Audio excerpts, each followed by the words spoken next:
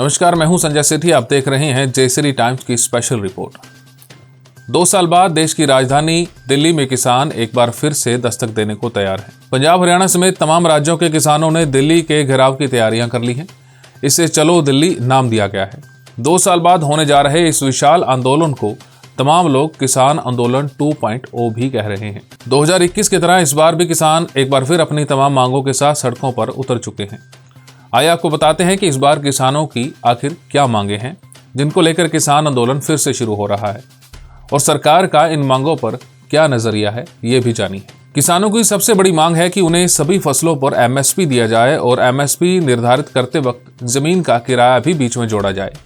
जबकि सरकार और कृषि मामलों के विशेषज्ञों का मानना है कि इस तरह से एमएसपी नहीं दी जा सकती। किसानों का कहना है कि अगर उद्योगपतियों का लाखों करोड़ रुपए कर्ज माफ किया जा सकता है तो किसानों का क्यों नहीं किया जा सकता। लेकिन सरकार का पक्ष है कि पूरे देश के किसानों का कुल कर्ज बहुत ज्यादा है, पूरे कर्ज की माफी करना संभव नहीं है। इससे गलत परंपरा भी पैदा होगी। किसान कर्ज लेकर नहीं चुकाएंगे और देश की अर्थव्यवस्था बुरे दौर में फंस जाएगी। बीच का रास्ता अपनाकर इस मामले का हल निकाला जा सकता है। किसानों के कर्ज का कुछ हिस्सा माफ किया जा सकता है तो कुछ को आसान किस्तों में वापस करने का विकल्प भी दिया जा सकता है। किसान भूमि अधिग्रहण कानून बदलकर भूमि लेने के लिए किसानों की सहमति अनिवार्य करने और बाजार मूल्य से 4 गुना रेट देने की मांग कर रहे हैं। इस मामले में भी दोनों पक्षों में सहमति बन सकती है। एक क्षेत्र के 80 से 90% किसानों के सहमत होने पर उनकी जमीन को बाजार रेट से ज्यादा मूल्य पर एक्वायर करने की राह बनाई जा सकती है। किसान संगठन लखीमपुर कांड में कथित तौर पर शामिल कुछ नेताओं की गिरफ्तारी और उन्हें सजा दिए जाने की मांग कर रहे हैं। इसमें कुछ ऐसे लोगों के नाम भी हैं जो प्रत्यक्ष तौर पर उस घटना के स्थल पर मौजूद नहीं थे और उस घटना में शामिल होने का कोई सबूत भी नहीं मिला।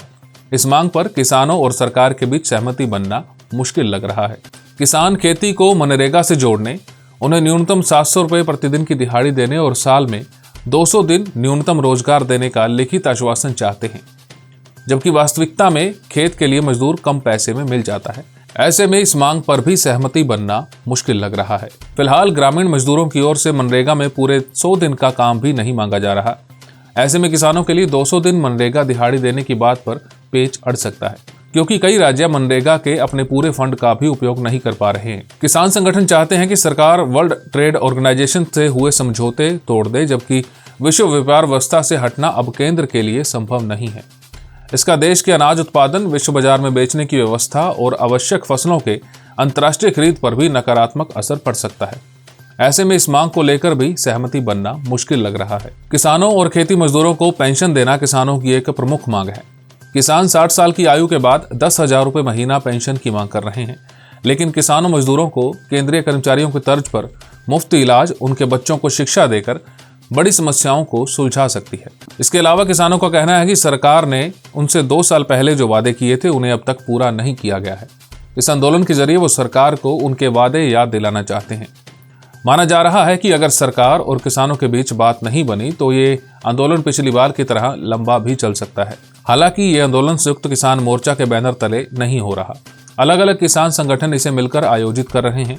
संयुक्त किसान मोर्चा के बैनर तले 16 फरवरी को राष्ट्रव्यापी भारत बंद का आह्वान किया गया है। इसमें तमाम किसान और मजदूर पूरे दिन हड़ताल और काम बंद रखेंगे।